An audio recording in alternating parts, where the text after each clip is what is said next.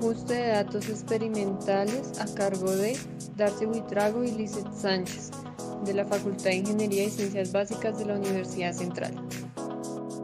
Pero, ¿qué es el ajuste de datos? A continuación vamos a hablar sobre ello. Este es conocido en muchos estudios aplicados en problemas reales y se obtiene una serie de mediciones de variables que se encuentran relacionados entre sí. Estas mediciones, además de representarlas en gráficas, son posibles de ajustar por medio de una función obtenida según su tendencia en la gráfica.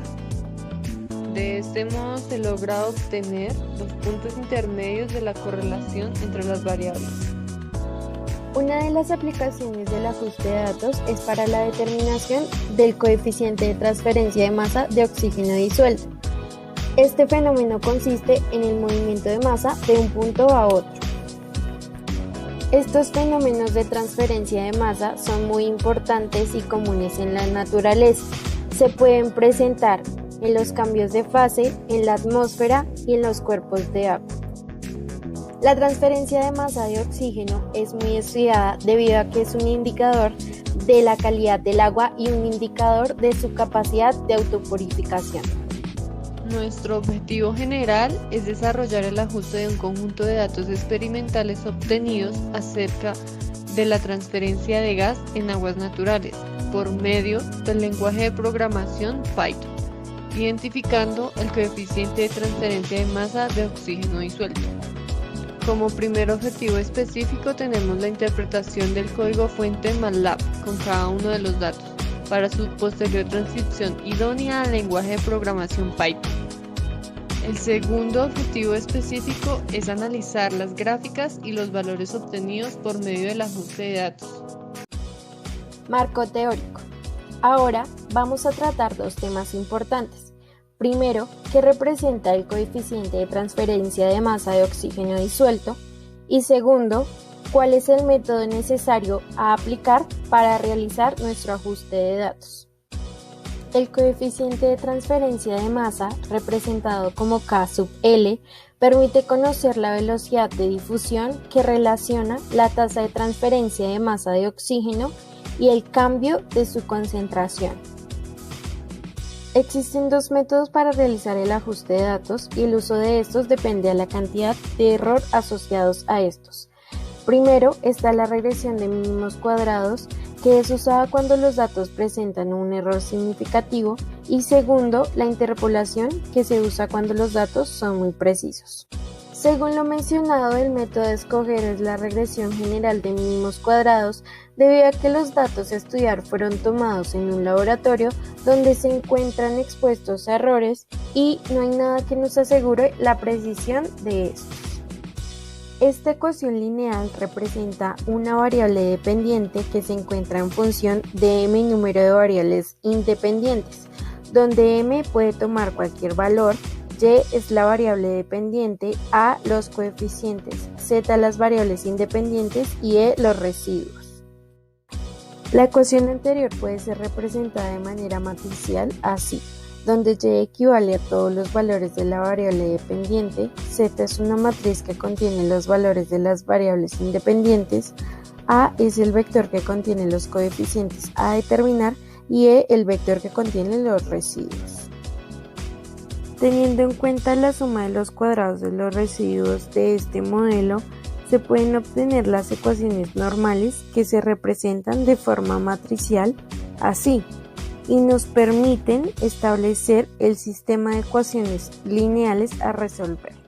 Para nuestra metodología, primero identificaremos los datos que se plantearon en el caso de estudio, donde KL serán los datos del coeficiente de masa de oxígeno disuelto, U será la velocidad del agua y H será la profundidad de este.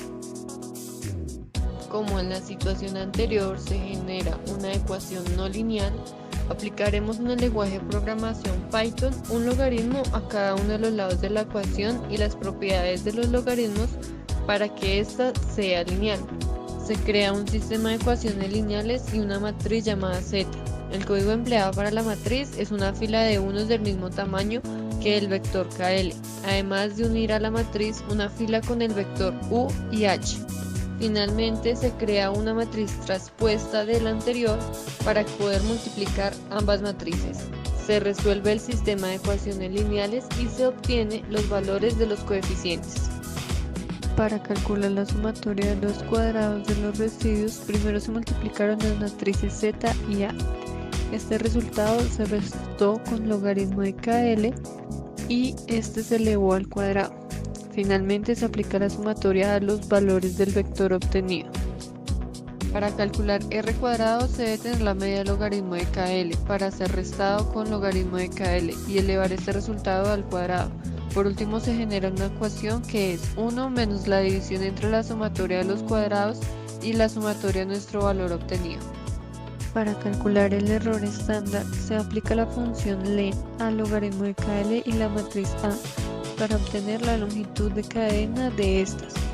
Para la predicción de KL se evalúa la ecuación en donde 10 será elevado al primer dato del vector A, U elevado al segundo dato y H elevado al tercer dato del mismo vector A.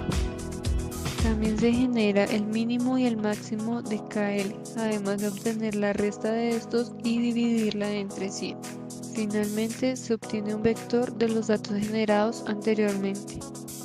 Como resultado se obtienen dos gráficas. La gráfica A, llamada diagrama de registro, se plantea de tal forma que se puedan evidenciar el logaritmo de KL frente al logaritmo de la predicción.